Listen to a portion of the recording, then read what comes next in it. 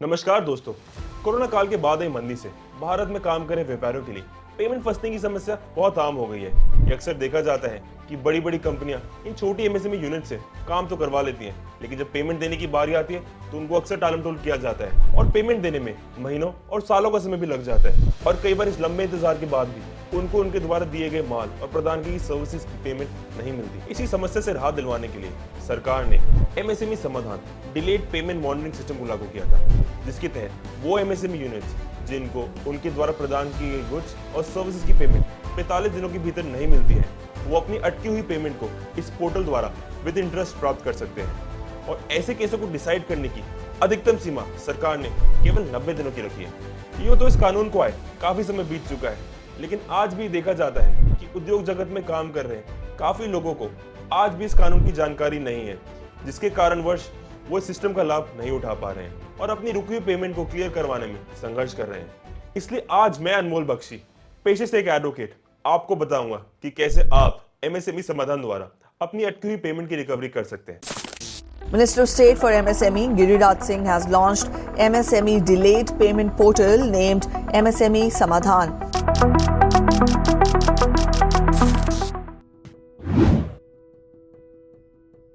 Case डालने से पहले हम ये जान लेते हैं कि कौन कौन सी व्यवसाय एमएसएमई की डेफिनेशन में इंक्लूड होते हैं और वो एमएसएमई की किस कैटेगरी में आएंगे। एमएसएमई का मतलब माइक्रो, स्मॉल और मीडियम इंटरप्राइजेस है। रिजर्व बैंक ऑफ इंडिया ने 1 जुलाई 2020 को एमएसएमई की नई डेफिनेशन को इंट्रोड्यूस किया था, जिसके तहत वो व्यवसाय जिनकी प्लांट एंड मशीनरी में इन्वेस्टमेंट 1 करोड़ से कम है और टर्नओवर 5 करोड़ से कम है, वो माइक्रो कैटेगरी में आएंगे।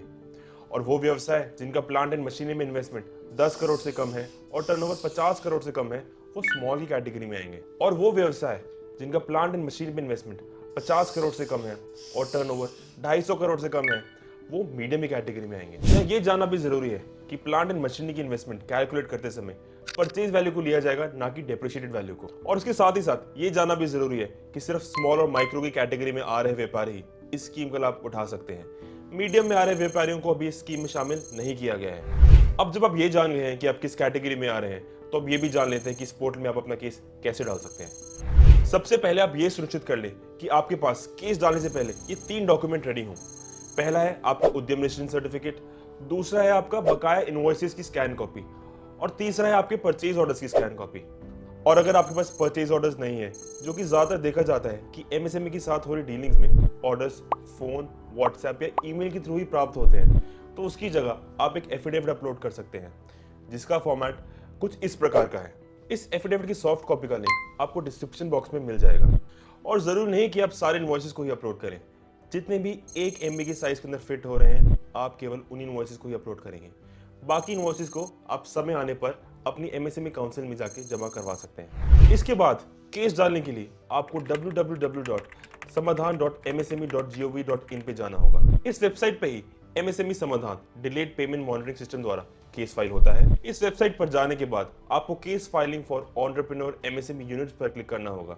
इस लिंक पर क्लिक करते ही आपको एंटरप्रेन्योर वैलिडेशन के नीचे 2 ऑप्शंस मिलेंगे, जिनके थ्रू आप अपना केस डाल सकते हैं। पहला ऑप्शन है उद्योग आधार नंबर का और दूसरा ऑप्शन है उद्यम रजिस्ट्रेशन नंबर का। आपके पास जो भी रजिस्ट्रेशन अवेलेबल है, उसके आधार पर आप अपना केस आगे डाल सकते हैं। मेरी सलाह यह है कि आप अपना उद्यम रजिस्ट्रेशन करवा लें और उसके थ्रू ही अपना केस आगे डालें, क्योंकि कुछ समय में सरकार उद्योग आधार कार्ड को स्क्रैप कर देगी और आने वाले समय में एमएसई रजिस्ट्रेशन के लिए सिर्फ उद्यम आधार कार्ड ही मान्य होगा। अगर आप उद्यम आधार कार्ड में अपना रजिस्ट्रेशन करवाना चाहते हैं, तो इस पर भी मैंने एक वीडियो बनाई है, जिसमें मैंने उद्यम आधार रजिस्ट्रेशन के बारे में स्टेप बाय स्टेप प्रोसीजर बताया है, जिसका लिंक आप डिस्क्रिप्शन बॉक्स में ले सकते हैं और मात्र 10 मिनट में अपना उद्यम रजिस्ट्रेशन करवा सकते हैं।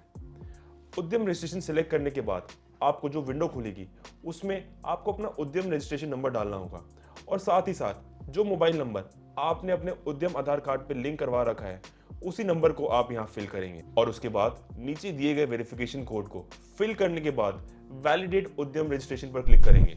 क्लिक करने के बाद ही आपको अपनी रजिस्टर्ड ईमेल आईडी पर एक 6 डिजिट का ओटीपी आएगा। उस ओटीपी को आपने यहाँ पर फिल करना है। ओटीपी डालने के बाद ही आप डिलेड पेमेंट सिस्टम पर लॉगिन हो जाएंगे और इसके बाद आपको ऊपर आ रहे एप्लीकेशन एंट्री वाले ऑप्शन पर क्लिक करना है। एप्लीकेशन एंट्री खुलते ही आप अपने उस इनवॉइस की डेट डालेंगे जिसकी पेमेंट पेंडिंग है और जिसके संदर्भ में आप ये केस डालना चाहते हैं। और अगर एक से ज़्यादा इनवॉइसेस पेंडिंग है तो आप सबसे पहले वाले डेट के इनवॉइस की ही डिटेल्स यहाँ डालेंगे। ये इन्फॉर्मेशन आपसे इसलिए मांगी जा रही है क्योंकि आप सिर्फ उसी इनवॉइस का केस डाल सकते हैं जिसकी डेट आपके उद्योग या उद्यम रजिस्ट्रेशन के बाद की है। पहले तो इसमें आपको अपनी इन्फॉर्मेशन भरनी होगी। पहले 6 कॉलम्स की इन्फॉर्मेशन पोर्टल पर आपके उद्यम रजिस्ट्रेशन से बाय डिफॉल्ट ही आ जाती है और इसको चेंज करना पॉसिबल नहीं होता। और इसको चेंज करने के लिए आपको अपने उद्यम कार्ड में चेंजेस करने होंगे। एड्रेस वाले कॉलम में आप अपने बिजनेस का रजिस्टर्ड एड्रेस ही डालेंगे जो आपका जीएसटी सर्टिफिकेट या अगर आप एक प्राइवेट लिमिटेड कंपनी है तो आपके सर्टिफिकेट ऑफ इनकॉर्पोरेशन में है। मोबाइल वाले कॉलम में आप अपना रजिस्टर्ड मोबाइल नंबर डालेंगे। काउंसिल को सिलेक्ट करते समय आप अपने एरिया के अनुसार सिलेक्ट करेंगे जहां पे आपका बिजनेस लोकेटेड है। पैन नंबर में आप अपने बिजनेस का पैन नंबर डालेंगे, ना कि अपना personal pan number. NIC code wise activity एक नया ऑप्शन है जो कि हाल ही फिलहाल में पोर्टल में आया है और इसमें आप उसी एक्टिविटी या गुड्स को सेलेक्ट करेंगे जो आपने प्रोवाइड की थी और जिसके संदर्भ में आप एक केस डालना चाह रहे हैं। अगर आपको अपने द्वारा प्रदान किए गए गुड्स या सर्विसेज का ऑप्शन इसमें नहीं दिख रहा तो अपने उद्यम कार्ड में पहले तो आप उन गुड्स और सर्विसेज को ऐड करेंगे और उसके बाद ही आप केस रजिस्ट्रेशन का प्रोसेस आगे शुरू कर सकते हैं। नीचे आ रहे डिक्लेरेशन पर आपको क्लिक करना है। इस डिक्लेरेशन द्वारा आप एक तरीके की शपथ दे रहे हैं कि जो इन्फॉर्मेशन इस समय आप पोर्टल पर दे रहे हैं वो इन्फॉर्मेशन आपकी जानकारी के अनुसार बिल्कुल ठीक है और आपने इसमें कुछ भी नहीं छुपाया है। अपनी डिटेल्स भरने के बाद अब आप रिस्पोंडेंट की डिटेल्स भरेंगे। सबसे पहले आप रिस्पोंडेंट की कैटेगरी सेलेक्ट करेंगे कि वो एक इंडिविजुअल है, प्रोप्राइटर है या पीएसयू इत्यादि है। अगर आप रिस्पोंडेंट की कैटेगरी पर श्योर नहीं है तो सेव साइट पर आप अदर ऑप्शन सेलेक्ट कर सकते हैं। इससे आपका केस कभी भी किसी टेक्निकल पॉइंट पर खराब नहीं होगा। अब आप रिस्पोंडेंट की स्टेट और डिस्ट्रिक्ट सेलेक्ट करेंगे। रिस्पोंडेंट का नाम डालते हुए आप वेरीफाई कर लें कि उनका नाम बिल्कुल ठीक है और उसमें एक अल्फाबेट की भी गलती नहीं है। नेम की वेरिफिकेशन आप उनकी जीएसटी डिटेल्स या अगर वो एक कंपनी है तो उनके एमसीए पर आ रहे मास्टर डेटा से कंफर्म कर सकते हैं। रिस्पोंडेंट का एड्रेस डालते समय अब ये सावधानी जरूर बरतिए कि उनका एड्रेस वही रजिस्टर्ड एड्रेस है जो उन्होंने अपने जीएसटी पोर्टल पर डाला हुआ है, जो कि आप www.gst.gov.in पर सर्च कर टैक्स पेयर पर क्लिक करके चेक कर सकते हैं। इसके बाद अब रिस्पोंडेंट का जीएसटी नंबर भी डालेंगे। यह नंबर यहाँ इसलिए डालना जरूरी है कि फ्यूचर में अगर एमएसएमई का कोई भी ऑर्डर रिस्पोंडेंट के खिलाफ पास होता है जिसके बाद भी वो उन आदेश को पालन नहीं करता और आपकी पेमेंट आपको नहीं देता तो उस केस में एमएसएमई काउंसिल रिस्पोंडेंट का जीएसटी नंबर ब्लॉक कर देगी ताकि वो कोई भी ट्रांजैक्शंस ना कर पाए। साथ ही साथ उसके against insolvency and bankruptcy code 2016 के तहत भी प्रोसीडिंग्स इनिशिएट हो जाएंगी। जीएसटी डिटेल्स भरने के बाद आखिर में आपको अपना पूरा बकाया अमाउंट मेंशन करना होगा। यह अमाउंट भरते समय आपको काफी सावधानी बरतनी होगी और आपको अपने लेजर में आ रहा पूरा रिकवरेबल अमाउंट ही लिखना होगा। बाद में इसको बढ़ाने या कम करने में आपको परेशानी आ सकती है, इसलिए बेहतर यही है कि पहली बार में ही ये अमाउंट बिल्कुल ठीक हो और इसमें कोई भी गलती ना हो। पेंडिंग अमाउंट भरने के बाद उसके संदर्भ में इशू किए गए वर्क ऑर्डर्स और इनवॉइसेस की डिटेल भी आपको पोर्टल पर अपलोड करनी पड़ेगी। जैसे मैंने आपको पहले भी कहा था कि अक्सर ऐसा देखा जाता है कि एमएसएमई इंटरप्राइज की ट्रांजैक्शन में कोई फॉर्मल परचेज ऑर्डर या वर्क ऑर्डर नहीं होते और ज्यादातर ऑर्डर फोन पर, व्हाट्सएप पर और काफी बार ईमेल्स पर ही होते हैं। तो अगर आपके पास परचेज ऑर्डर नहीं है तो वर्क ऑर्डर नंबर और वर्क ऑर्डर डेट पर आप इनवॉइसेस से ही भर सकते हैं और जिस एफिडेविट का मैंने वीडियो की पहले में जिक्र किया था उसी फॉर्मेट में आप एक एफिडेविट अपलोड कर सकते हैं।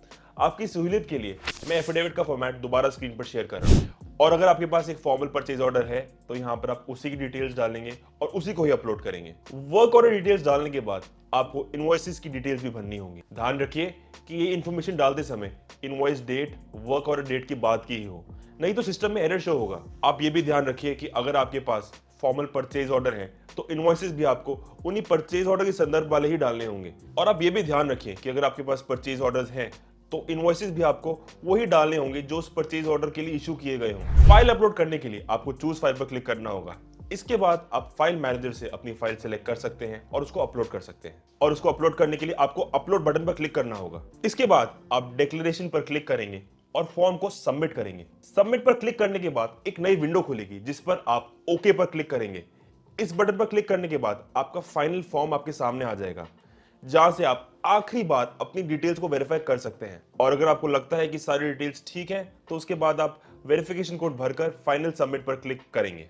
फाइनल सबमिशन के बाद आपके सामने आपका केस रजिस्ट्रेशन फॉर्म आ जाएगा और इसका नोटिफिकेशन रिस्पोंडेंट यानी कि बायर को भी जाएगा। इस फॉर्म में आपको आपका केस नंबर भी मिल जाएगा और बेहतर रहेगा कि आप अपने रिकॉर्ड के लिए इसका एक प्रिंट आउट जरूर निकाल लें और साथ ही साथ दूसरी पार्टी पर दबाव बनाने के लिए आप इसकी प्रिंट हुई कॉपी उनको ईमेल, व्हाट्सएप और स्पीड पोस्ट के माध्यम से भी भेज सकते हैं ताकि उनको जानकारी हो जाए कि उनके ऊपर MSMED एक्ट 2006 के तहत मुकदमा दायर हो चुका है और अब उनके पास सिर्फ 15 दिन का टाइम है पूरी पेमेंट करने के लिए। साथ ही साथ आपकी ईमेल आईडी पर एक नोटिफिकेशन भी आ जाएगा जिसमें केस की सारी जानकारी होगी। इस ईमेल में आपके पास एक केस इंटीमेशन लेटर भी आएगा जो कि कुछ इस प्रकार का होगा, जिसकी कॉपी भी रिस्पोंडेंट को भी जाएगी। इस इंटीमेशन लेटर में यहाँ साफ शब्दों में लिखा होगा that the supplier has supplied their goods and rendered his services to the buyer, whereas the supplier has claimed an amount from the buyer, whereas the buyer has failed to make the payment to the supplier within 45 days from the date of deemed acceptance, as per the provisions of Section 15 of the Micro, Small and Medium Enterprises Development Act 2006. And now, MSCFC hereby advises the supplier to make the payment immediately, failing which a case will be registered by the MSME. जिसका मतलब ये है कि buyer को एक आखिरी चेतावनी दी जा रही है कि अगर केस डालने के 15 दिन के बाद भी बायर पेमेंट नहीं करेगा तो उसके अगेंस्ट MSMED एक्ट 2006 के तहत सख्त कार्रवाई होगी। जैसे कि मैंने आपको पहले बताया था कि आप इस नोटिस की और इस नोटिफिकेशन दोनों की एक कॉपी दूसरी पार्टी तक सारे माध्यमों से भेज दें ताकि उन पर दबाव पड़े, क्योंकि अक्सर MSME केस से डर कर कंपनीज पेमेंट रिलीज कर ही देती है। केस डालने के बाद अगर 15 दिन में भी आपकी पेमेंट नहीं आती तो आपका केस आपकी जुरिसडिक्शन की MSCFC काउंसिल पर ट्रांसफर कर दिया जाएगा, जहां पर दोनों पार्टी की काउंसलिंग होगी और कोशिश की जाएगी कि ये मुद्दा वहीं सेटल हो जाए और आपको आपकी पेमेंट मिल जाए। लेकिन अगर काउंसलिंग की स्टेज पर भी दूसरी पार्टी अगर पेश ना हो या समझौते के लिए या पेमेंट रिलीज करने के लिए तैयार ना हो तो उस केस में आपका मैटर आर्बिट्रेटर को रेफर कर दिया जाएगा, जो कि सारे पहलुओं को ध्यान में रखकर केस में अवार्ड पास करेंगे, जिसमें मूल यानी प्रिंसिपल अमाउंट के साथ साथ आपको इंटरेस्ट, कॉस्ट और कॉम्पनसेशन भी मिलेगी। ये अवार्ड आप कोर्ट या सीधे डिस्ट्रिक्ट कलेक्टर के थ्रू एग्जीक्यूट करवा सकते हैं, जिसमें पेमेंट ना देने पर बायर की प्रॉपर्टी जब्त की जाएगी, बैंक अकाउंट्स अटैच किए जाएंगे और मालिक को अरेस्ट भी कर सकते हैं। कंसिलिएशन और आर्बिट्रेशन की प्रोसीडिंग्स के बारे में डिटेल में जानकारी लेने के लिए आप इसी चैनल पर इसी संदर्भ में मेरी दूसरी वीडियो को भी देख सकते हैं, जिनका लिंक मैंने डिस्क्रिप्शन बॉक्स में डाला हुआ है। आशा करता हूं कि मेरे द्वारा दी गई जानकारी आपके लिए उपयोगी होगी और इससे आपको अपने केस डालने में मदद मिलेगी। अगर आपको MSME केस डालने के रिस्पेक्ट में कोई भी क्वेश्चन हो तो स्क्रीन पर आ रहे नंबर और ईमेल आईडी पर आप मेरी टीम को कांटेक्ट कर सकते हैं, आपकी पूरी सहायता की जाएगी। इस वीडियो को ज्यादा से ज्यादा लोगों में शेयर कीजिए ताकि पेमेंट फंसने की समस्या से जूझ रहे लोगों को इससे मदद मिल सके। और अगर आप मेरे चैनल पर नए हैं तो कृपया सब्सक्राइब करें और बेल आइकन पर भी जरूर क्लिक करें ताकि मेरे द्वारा अपलोड की गई हर वीडियो का नोटिफिकेशन आप तक जरूर पहुंचे। मिलूंगा आपको मैं अपनी अगली वीडियो में, तब तक के लिए जय हिंद, जय भारत।